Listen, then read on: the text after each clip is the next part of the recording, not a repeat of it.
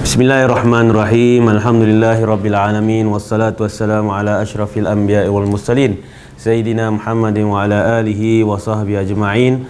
Rabbi shrah li sadri wa yassir li amri wahlul 'uqdatam min lisani yafqahu qawli. A'udzu bika min hamazati syayatin wa a'udzu bika rabbi an yahdurun. Amma ba'. Hadirin dan hadirat dan dirahmati Allah Subhanahu wa taala, penonton pendengar, Assalamualaikum warahmatullahi wabarakatuh. Bersama kita mulakan majlis ilmu kita ini dengan kita membaca niat. Bismillahirrahmanirrahim. Nawaitu ta'alluma wat ta'lim wat tadhakkura wat tadhkir wan naf'a wal intifa' wal ifadata wal istifada wal hatha 'ala tamassuki bi kitabillahi wa sunnati rasulih sallallahu alaihi wasallam والدعاء إلى الهدى والدلالة على الخير ابتغاء وجه الله ومرضاته وقربه وثوابه سبحانه وتعالى والفاتحة إلى كاتب الكتاب بداية الهداية للإمام الغزالي وترجمه إلى بدوما أوران تقوى للأستاذ المرحوم الأستاذ حاجي عثمان بن جنتن وإلى حضرة النبي محمد صلى الله عليه وسلم. الفاتحة. A'udzubillahi Bismillahirrahmanirrahim. Alhamdulillahirabbil alamin arrahmanir rahim maliki yaumiddin. Iyyaka na'budu wa iyyaka nasta'in. Ihdinas siratal mustaqim siratal ladzina an'amta 'alaihim ghairil maghdubi 'alaihim waladdallin. Amin. Alhamdulillah, kita bertemu lagi dalam perkongsian kitab Bidayatul Hidayah, pedoman orang takwa. Bidayatul Hidayah, seperti mana yang kita tahu, bagaimana untuk kita mendapatkan hidayah daripada Allah SWT, tips-tips dan juga cara-cara untuk kita mendapatkan hidayah daripada Allah SWT, satu usaha untuk kita mendapat petunjuk daripada Allah SWT. Sebelum ini kita dah masih lagi dalam bab ketaatan, iaitu ketaatan kita melaksanakan segala perintah Allah SWT, segala yang fardu, seperti mana yang dikatakan Imam Al-Ghazali. Fardu itu adalah seakan modal, dan juga kita melaksanakan sunnah Rasulullah SAW. Yang sunnah itu bermaksud adalah daripada untung yang kita dapat. Maknanya kita melaksanakan yang fardu dan juga dalam masa yang sama kita melaksanakan segala sunnah yang telah ditunjuk ajarkan oleh Rasul sallallahu alaihi wasallam. Jadi seterusnya kita masuk kepada gunakan waktu-waktu yang berharga. Daripada topik ketaatan, iaitu gunakan waktu-waktu yang berharga. Jadi bagaimanakah anda menggunakan sisa-sisa waktu yang masih kosong, waktu-waktu yang masih senggang, yang tidak dipergunakan untuk mengerjakan solat sunnah yang tersebut, dapatlah anda pergunakan buat lain-lain keperluan melalui empat cara. Maknanya sebelum ini kita nak masuk tentang fadilat ataupun apa yang kita lakukan di waktu subuh sehingga syuruk. Jadi yang dianjurkan oleh Imam Ghazali 4 perkara. Yang pertama, banyakkan berdoa kepada Allah SWT, banyakkan berzikir, kedua berzikir, ketiga tilawah Al-Quran, dan keempat tafakkur, berfikir dan merenung akan kebesaran Allah SWT, akan diri sendiri, akan apa yang berlaku kepada diri ini di akhirat kelak, apakah keinginan kita di dalam dunia dan juga di akhirat.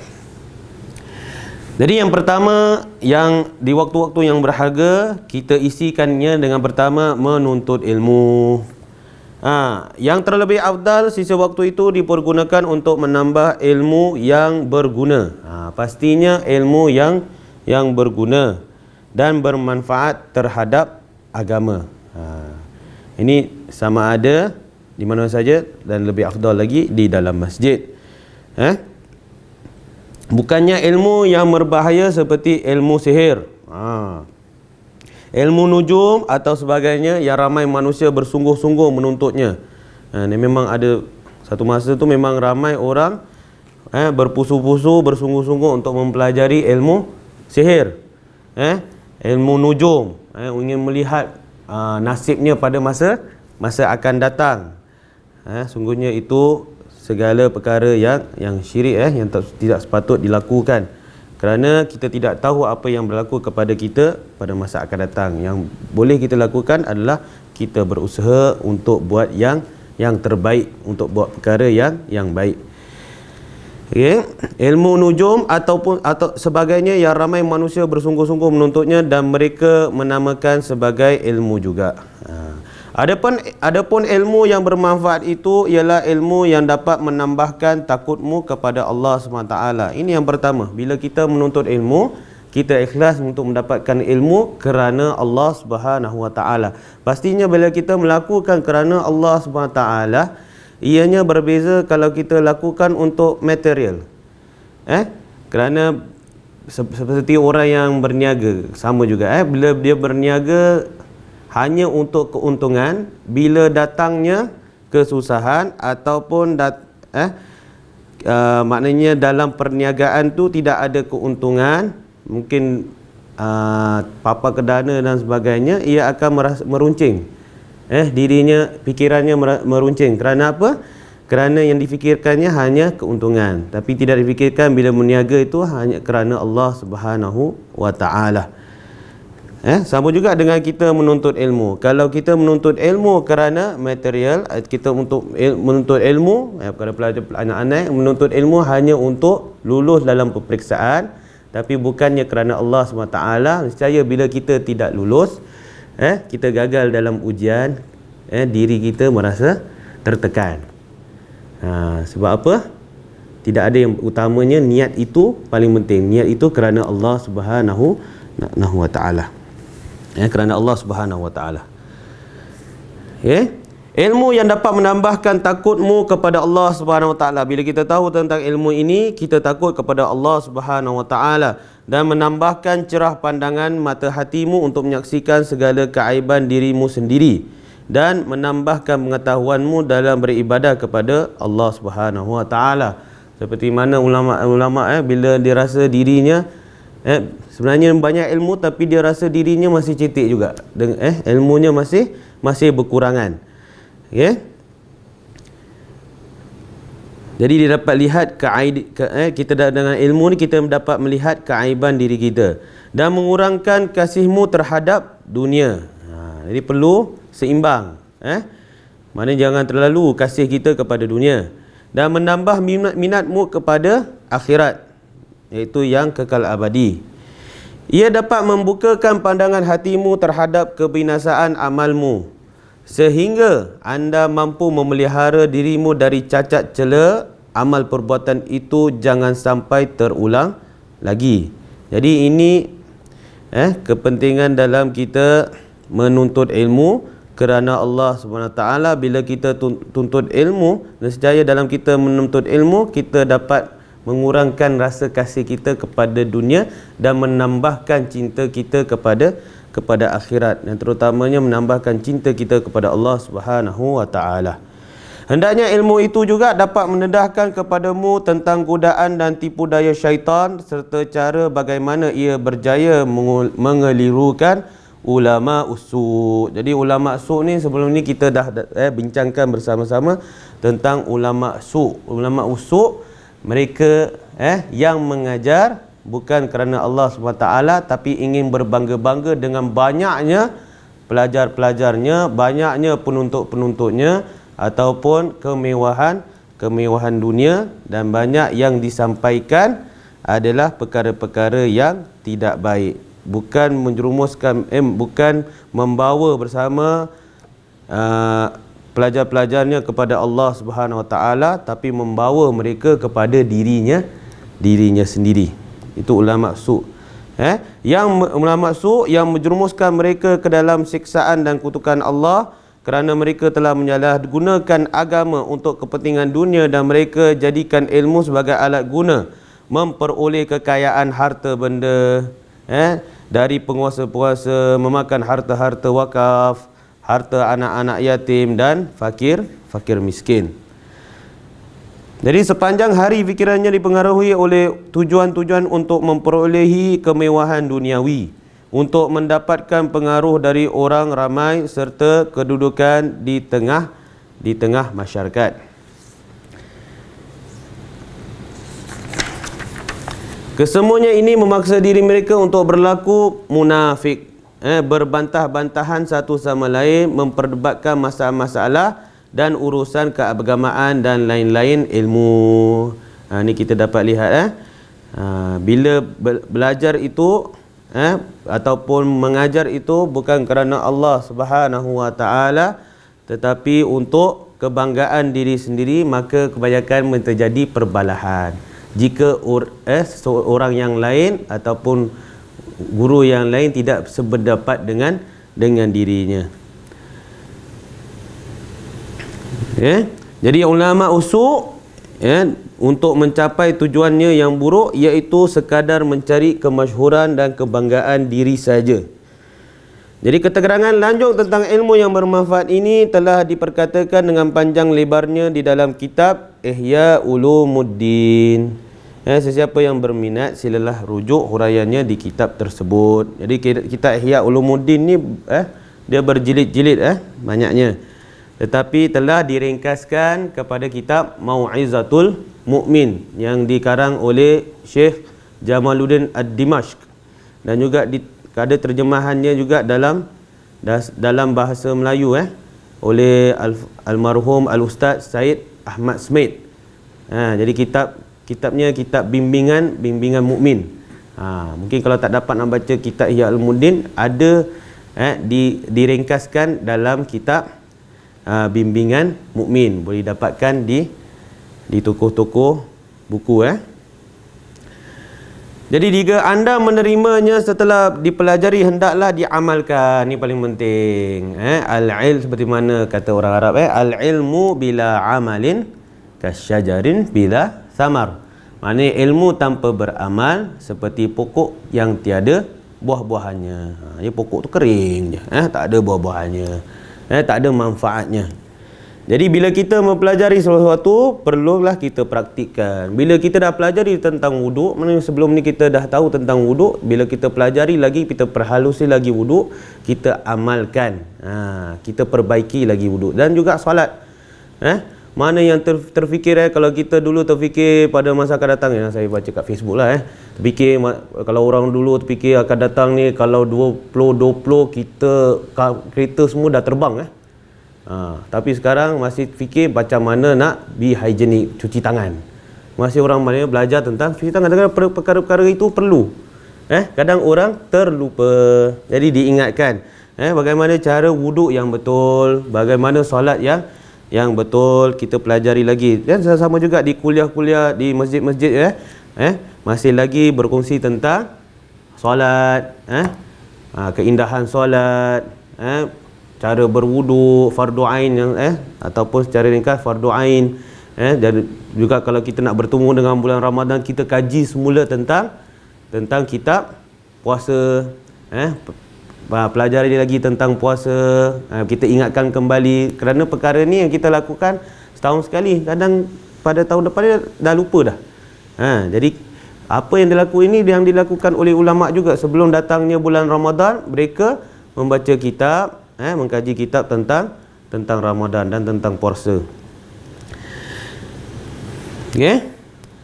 Jadi siapa yang telah mengetahui ilmu, maka ia beramal serta mengajarkannya dan mengajak manusia kepadanya, maka itulah dia orang yang disebut orang besar di alam malakut, di atas 7 petala langit, bersaksian Nabi Isa alaihi salam.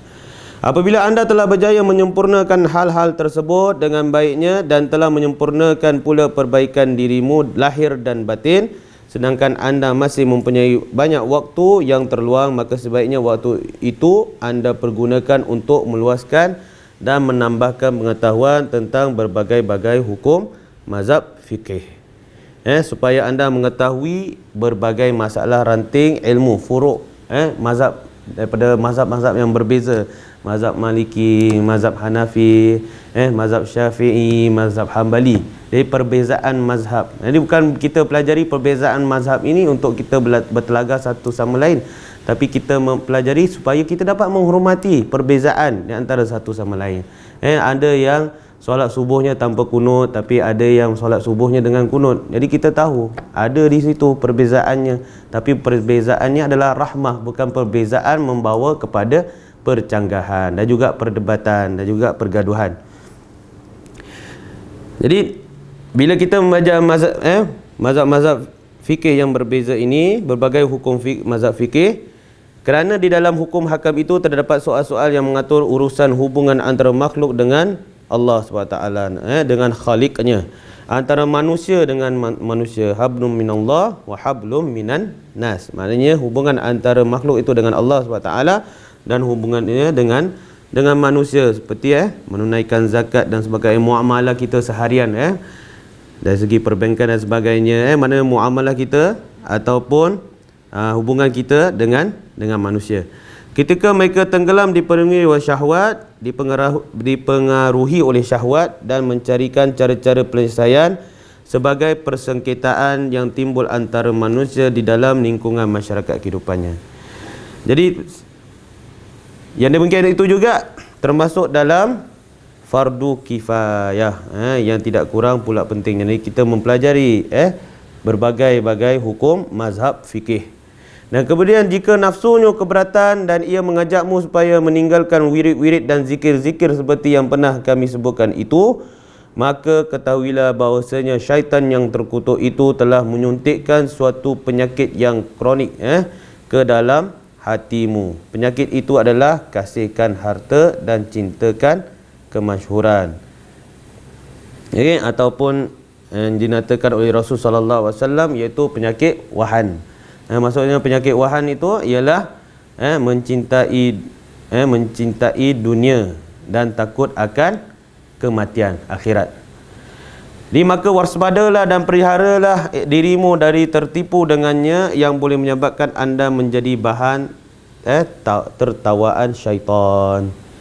Jadi memperbanyakkan kita berwirid, kita banyak berzikir kepada Allah Subhanahu Wa Taala, walaupun ia adalah ibadah-ibadah yang sunnah, tapi ia bukan sesuatu perkara yang memberatkan diri kita. Jadi kita semakin kita berzikir, semakin kita berwirid, semakin mendalam minat kita untuk menuntut ilmu yang bermanfaat. Jadi tiada lagi yang anda inginkan melainkan keridaan Allah Subhanahu Wa Taala dan ganjaran di akhirat semata-mata.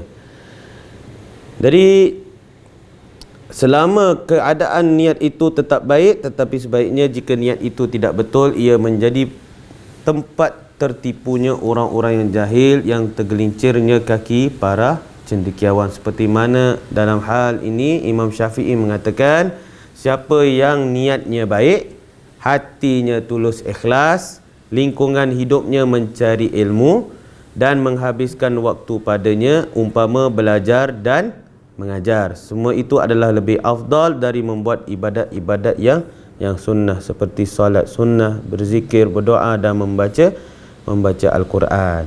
Maknanya fadilatnya lebih, tapi bukan bermaksud kita meninggalkan segala ibadah ini. Kita tinggalkan solat sunnah, kita tinggalkan zikir kerana kita sedang menuntut ilmu, tak. Maknanya fadilatnya lebih afdal, tapi bukan kita meninggalkan ibadah-ibadah yang lain. Dan kemudian yang kedua, setelah menuntut ilmu, jadi kita meluangkan masa kita dengan mengerjakan amal ibadat. Bila mana ada sesuatu sebab anda tidak dapat menuntut ilmu yang bermanfaat terhadap agama, maka yang sebaiknya hendaklah anda pergunakan sisa waktu yang ada untuk mengerjakan bermacam-macam ibadat, seperti zikir, tasbih, membaca Al-Quran, solat. Maka yang demikian itu adalah daripada darjat abidin. Abid maknanya mereka yang beribadah kepada Allah, mereka hamba Allah SWT, dan perjalanan para salihin, mereka yang salih, mereka yang baik, iaitu tingkatan orang-orang yang asyik mengabdikan diri kepada Allah SWT, hidup penuh kesalehan dan kesempurnaan. Adapun akan terbilang daripada golongan faizin. Faizin maksudnya orang-orang yang berjaya. Jadi setengah sahabat itu tasbihnya mencapai, dalam kitab ini menyatakan, Imam Ghazali menyatakan bahawasanya ada yang mencapai bila berzikir itu sebanyak 12,000.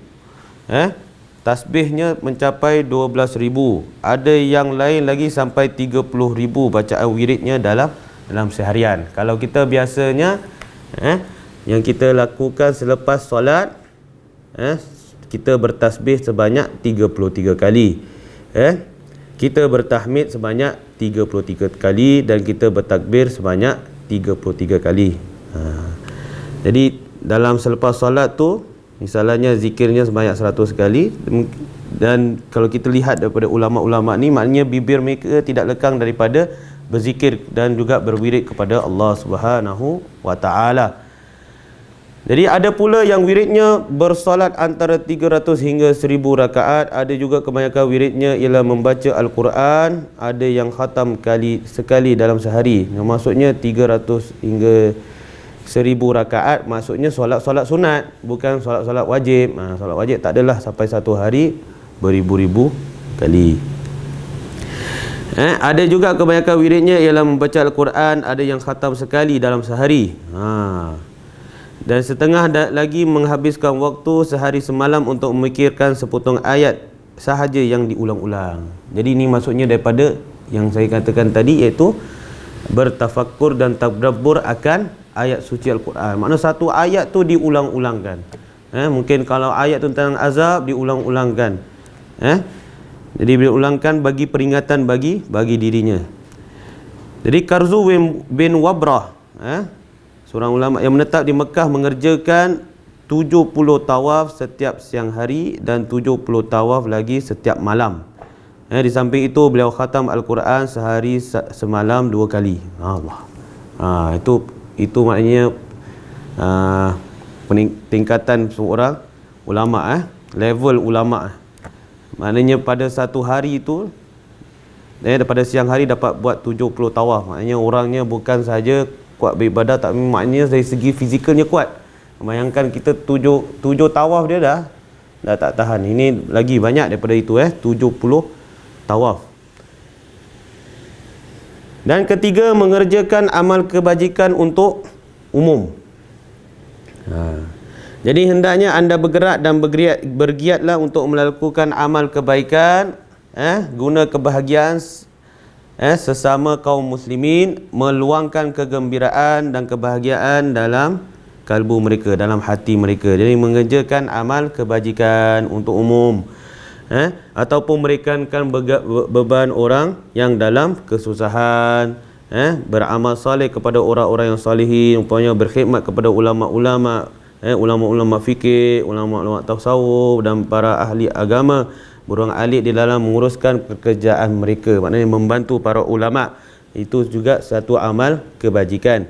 Dan berusaha memberi makan kepada fakir dan miskin, mengunjungi dan menghiburkan pesakit-pesakit, mengunjungi keluarga yang kematian, serta mengiringi jenazahnya ke tanah perkuburan. Yang mana kesemua itu adalah merupakan amal kebajikan yang terpuji dan terlebih afdal daripada ibadat-ibadat sunnah. Jadi kerana di dalam ibadat yang sempurna ini banyak manfaatnya, secara langsung ia dapat mengeratkan hubungan baik antara kaum muslimin. Dan keempat, yang kita dapat meluangkan masa kita pada satu hari itu dengan memenuhi keperluan kehidupan, pekerjaan seharian kita. Sekiranya anda tidak mampu melakukan yang demikian itu, kerana kehidupanmu dan keluargamu banyak bergantung dari hasil jerih payahmu bekerja sehari-hari, maka hendaknya waktumu yang terluang itu anda pergunakanlah untuk memenuhi segenap keperluan bagi kehidupanmu dan keluargamu. Kerana di dalam hal ini hendaknya dijaga jangan sampai ada orang Islam yang menderita suatu kerugian keranamu. Juga jangan sampai anda diumpat dan dikata orang. Maka dengan demikian sudah bererti anda dapat menghindarkan kata-kata orang yang dengan sendirinya mereka pun akan terhindar dari membuat sesuatu dosa. Jadi ini yang terakhir daripada maknanya bagaimana kita meluangkan masa kita seharian, daripada menuntut ilmu, menggunakan waktu-waktu yang berharga dengan kita menuntut ilmu, mengerjakan amal kebajikan, memenuhi kehidupan hidup kita, kita mengerjakan amal ibadat. Jadi dalam empat perkara ini kita dapat isikan dalam seharian kita. Inilah antara cara bagaimana kita mendapatkan hidayah daripada Allah Subhanahu Wa Taala. Nyatalah daripada keperluan hidup di sini, nyatalah bahawa pekerjaanmu mencari nafkah yang halal dengan niat yang baik seperti dinyatakan di atas tadi tidak akan sia-sia, malah dalamnya berisi amal ibadat juga. Apabila usahamu tidak diiringi maksiat, malah sentiasa bertolak dari niat yang suci murni, maka anda beroleh darjat ashabul yamin, iaitu golongan yang sederhana di dalam ibadat. Inilah sekurang-kurangnya darjat yang dalam maqam agama. Kalaupun anda tidak sampai ke darjat as-sabiqin, iaitu darjat yang tertinggi sekali dalam kedudukan beragama. Darjat yang selain itu adalah darjat kedudukan pada syaitan. Na'udzubillah min zalik. Umpamanya anda mengerjakan sesuatu yang boleh menghancurkan agamamu. Na'udzubillah. Bila kita lakukan sesuatu untuk hancurkan agama kita sendiri, na'udzubillah, pastinya tidak akan terlintas di hati dan minda kita untuk lakukan perkara ini, atau mengganggu sesama hamba Allah Subhanahu Wa Taala, maka inilah martabat yang binasa. Jadi akhiri dengan waspadalah, jangan sampai anda menempati kedudukan ini. Jadi sekian saja daripada saya perkongsian kita dalam kitab Bidayatul Hidayah, maknanya dari pedoman orang bertakwa. Dan kita insya-Allah kita dapat bertemu lagi pada minggu hadapan. Kali ini secara maknanya kita secara apa nama ini? Media okey. Melalui Facebook kita dapat bertemu dan insya-Allah pada masa akan datang kita doa agar kita dapat bertemu di masjid seperti biasa pada hari Ahad selepas subuh insya-Allah. Dan saya akhiri dengan sama-sama kita berdoa kepada Allah Subhanahu Wa Taala agar Allah menerima segala amalan kita dan juga menerima ilmu dan redha akan ilmu yang kita pelajari ini, dan termasuk dalam mizan hasanat kita dalam neraca kebaikan kita. Dan juga akhiri wabillahi taufiq wal hidayah. Assalamualaikum warahmatullahi wabarakatuh.